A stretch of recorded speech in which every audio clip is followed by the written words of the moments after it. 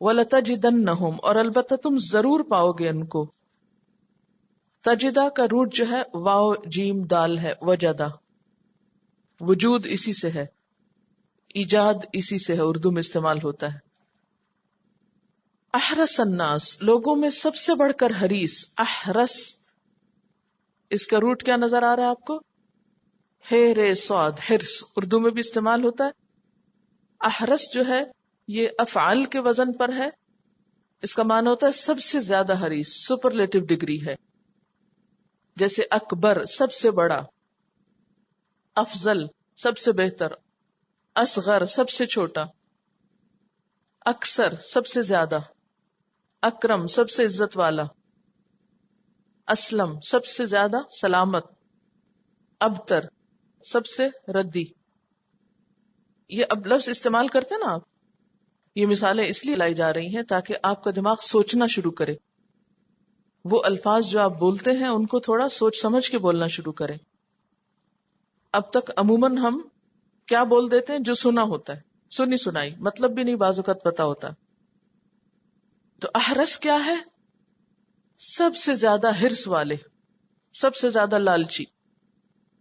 الناس، لوگوں میں سے، علی حیاتن، زندگی پر، یعنی زندگی کے معاملے میں بہت لالچی. ومن الذین، اور ان لوگوں سے بھی بڑھ کر، اشرکو، جنہوں نے شرک کیا. یود، چاہتا ہے. یودو کا روٹ ہے واو دال دال، ود. ود عربی میں محبت کو کہتے ہیں، کسی چیز کی شدید خواہش کرنا، کسی چیز کی شدید آرزو کرنا. یودو، شدید آرزو رکھتا ہے. احدہم، ان میں سے ایک، یعنی ان میں سے ایک بہت شدید چاہتا ہے. کیا؟ لو، کاش، یعمر، عمر دیا جائے. اب یعمر ایسا لگتا ہے جیسے کوئی بہت ہی مشکل لفظ ہے، لیکن اگر اس پہ غور کریں تو ایک کیا نظر آ رہا ہے؟ این میم رے، عمر. عمر کس کو کہتے ہیں؟ زندگی کو. عام اردو میں استعمال ہوتا ہے. کاش کہ اس کو زندگی مل جائے. الف سنتن، 1000 سال. الف ہزار کے لیے استعمال ہوتا ہے، سنتن سال. سن اردو میں استعمال ہوتا ہے نا، یہ کون سا سن ہے؟ یہ بالکل وہی ہے، سنا. وما ہوا، اور نہیں وہ، بمزحزح ہی، بچانے والی اس کو. اس کا روٹ ہے زحزح. عربی میں کچھ روٹس تو سے حرفی ہوتے ہیں. سے حرفی سے مراد کیا ہے؟ 3 حرف والے. اور کچھ ہوتے ہیں 4 حرف والے، ان کو رباعی کہتے ہیں. یہ بہت ریئر ہوتے ہیں جن کی بیس 4 حرف پر ہوتی ہے. اکثریت کون سی ہے؟ جن کی 3 حرف پر ہوتی. لیکن یاد رکھیے کوئی بھی فعل 2 حرف پہ مبنی نہیں ہوتا، کم از کم 3 ضرور چاہیے ہوتے ہیں جب جا کے ایک فعل بنتا ہے.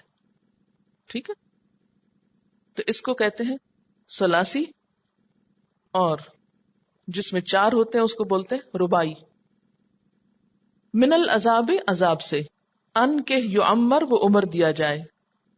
واللہ، اور اللہ تعالی، بصیر، دیکھنے والا ہے. اس کا روٹ دیکھیے بصیر کا، بے سواد رے، بصر. بصر کس کو کہتے ہیں؟ آنکھ کو. تو بصیر، دیکھنے والا. اور کیسے؟ بہت زیادہ خوب دیکھنے والا. بما، ساتھ اس کے جو، یعملون، وہ عمل کرتے ہیں. وَلَتَجِدَنَّهُمْ، اور البتہ تم ضرور ان کو پاؤ گے. موت کی تمنا تو کیا، تم دیکھو گے. احرص الناس علی حیات، زندگی پر سارے لوگوں سے بڑھ کے حریص ہیں. دنیا بھر کے لوگوں سے زیادہ ان کے اندر زندگی کی محبت ہے، یہ مرنا چاہتے ہی نہیں.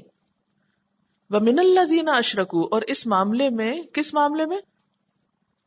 زندگی کی محبت کے معاملے میں، جینے سے پیار کے معاملے میں تو یہ مشرکین سے بھی بڑھ کر ہیں، ان سے بھی آگے ہیں. یود احدہم، ان میں سے ایک یہ چاہتا ہے. کن میں سے؟ یہود میں سے. کیا چاہتا ہے؟ لو یعمر 1000 سنہ، کاش عمر دیا جائے 1000 سال. ان میں سے تو ایک کی تمنا یہ ہے کہ 1000 سال جیے. اللہ تعالیٰ فرماتے ہیں زندگی کا کیا فائدہ؟ وما هو بمزحزحه من العذاب ان يعمر، لمبی عمر 1000 سال مل جانا بہرحال اسے عذاب سے نہیں بچا سکتا. اگر یہ 1000 سال بھی جیے تو بالآخر ان کا انجام تو آگ ہے. اس سے یہ بات پتہ چلتی ہے کہ انسان کو اگر لمبی عمر ملے اور وہ غلط کام کرے تو بھی اس کی نجات نہیں ہو سکتی کہ وہ دنیا میں بہت دن جی کر آیا ہے. دنیا میں اچھے کام کرنے کا نتیجہ ہی آخرت کی نجات ہو سکتی ہے. واللہ بصیر بما یعملون، اور اللہ تعالیٰ خوب دیکھ رہا ہے جو کچھ یہ عمل کر رہے ہیں. قل کہہ دیجئے من کانا جو کوئی ہے عدوً دشمن لجبریل واسطے جبریل کے. یہ جبریل کا جو لفظ ہے نا اس میں بھی ایل آ رہا ہے، یہ بھی عبرانی زبان کا لفظ ہے. اس کا بھی معنی ہوتا ہے اللہ کا بندہ. فَإِنَّهُ تو بے شک اس نے نزلہ نازل کیا اس کو کس کو؟ قرآن پاک کو. علی قلبک آپ کے دل پر. آپ کے سے مراد یہاں کون ہے؟ حضور صلی اللہ علیہ وسلم. بِإِذْنِ اللہ اللہ کے اذن سے، یعنی اللہ تعالیٰ کی اجازت سے، اللہ تعالیٰ کی مرضی سے. مصدقاً تصدیق کرنے والا ہے لما واسطے اس کے جو بین یدیہ اس سے پہلے ہے. اس سے پہلے سے کیا مراد؟ قرآن پاک، یعنی قرآن پاک سے پہلے کی جو کتابیں ہیں تورات انجیل وغیرہ اس کی تصدیق کرنے والا ہے. وہدن اور ہدایت ہے، وبشرا اور خوشخبری ہے. کس کے لیے؟ للمؤمنین مان جانے والوں کے لیے، ایمان لانے والوں کے لیے. واقعہ کچھ یوں ہے کہ چند یہودی علماء جن میں سے ایک کا نام ابن سوریہ تھا، ابن اور سواد واو رے یہ الف سوریہ، وہ نبی صلی اللہ علیہ وسلم کے پاس آئے اور کچھ سوال پیش کیے اور کہا کہ اگر آپ نے ہمارے ان سوالوں کا جواب دے دیا تو ہم آپ پر ایمان لے آئیں گے، کیونکہ نبی کے سوا کوئی بھی شخص ان سوالوں کے جواب دے نہیں سکتا. آپ صلی اللہ علیہ وسلم نے ان کے سوالوں کے جواب دیے. پھر انہوں نے پوچھا کہ یہ جواب آپ کو کیسے پتا چلے؟ تو آپ نے فرمایا کہ میرے پاس جبریل فرشتہ آتا ہے، اس نے ابھی ابھی مجھے آ کر ان سوالوں کے جواب بتائے ہیں. اس پر کہنے لگے اچھا جبریل آپ کے پاس آتا ہے، لہٰذا ہم تو آپ کی کوئی بات نہیں مانیں گے. یعنی پہلے کیا شرط لگائی؟ اگر آپ ہمارے سوالوں کے جواب دے دیں تو ہم مان جائیں گے. جب سوالوں کے جواب مل گئے تو کہا کس نے بتایا آپ کو؟ جب آپ نے فرمایا کہ جبریل لایا ہے، نہیں پھر نہیں ہم مانیں گے. کیوں؟ اس لیے کہ جبریل تو ہمارا بڑا دشمن ہے. کیوں بھئی دشمن کیوں ہے تمہارا؟ ایک وجہ یہ ہے کہ وہ پچھلی ہماری جو قومیں تھیں ان پہ عذاب لاتا تھا. دوسرا یہ کہ یہ وحی محمد صلی اللہ علیہ وسلم پر کیوں لے کر آیا، عربوں میں کیوں آ گئی نبوت، اسے یہ وحی ہمارے پاس لانی چاہیے تھی. تو جبریل کی بات تو ہم نہیں مانیں گے. اللہ تعالیٰ فرماتے ہیں ان کی ان کٹ حجتیوں پر قل من کان عدوا لجبریل، انہیں بتا دیجئے کہ جو بھی جبریل کا دشمن ہے فَإِنَّهُ نَزَّلَهُ عَلَى قَلْبِكَ بِإِذْنِ اللَّهِ، تو اس نے تو یہ قرآن، یہ کتاب، یہ وحی آپ کے قلب مبارک پر اللہ کے اذن سے اتاری ہے. یہ ان کی اپنی مرضی یا ان کا اپنا فیصلہ نہیں. یعنی انہیں اعتراض تھا نا کہ آپ کے پاس کیوں وحی آ گئی، کہا یہ تو اللہ کے اذن سے آئی، جبریل کا تو اس میں کوئی قصور نہیں، یہ تو اللہ تعالیٰ کا فیصلہ ہے. اور پھر ناراضگی کس بات کی ہے؟ جو کتاب یا جو بات وہ لایا ہے دیکھو تو وہ ہے کیا؟ مصدقا لما بین یدی، وہ تمہاری کتابوں کی تصدیق کرنے والی ہے. تو جو کتاب تمہاری تصدیق کر رہی ہے، جو کتاب تمہاری معلومات کو ویریفائی کر رہی ہے، تمہیں آخر اس سے دشمنی کا کیا شوق ہے؟ کیوں دشمنی رکھتے اس سے؟ مثلا آپ دیکھیں نا، ایک شخص جو آپ کو سچا کہے، آپ کی بات کو درست کہے، آپ اس سے کہیں میری تو اس سے دشمنی. تو یہ تو حماقت کی بات ہے نا کہ جبریل کوئی ایسی چیز نہیں لائے کہ جس سے تمہاری توہین ہو رہی ہے، وہ تو ایسی چیز لائے ہیں جس سے تمہاری تصدیق ہو رہی ہے. مصدقا لما بین یدیہ وہدن، ہدایت والی چیز لائے ہیں، وبشرا، خوشخبری لائے ہیں. لیکن ہدایت اور بشارت اسی کے لیے ہوگی نا جو اس کو مانے گا. للمؤمنین، ایمان والوں کے لیے.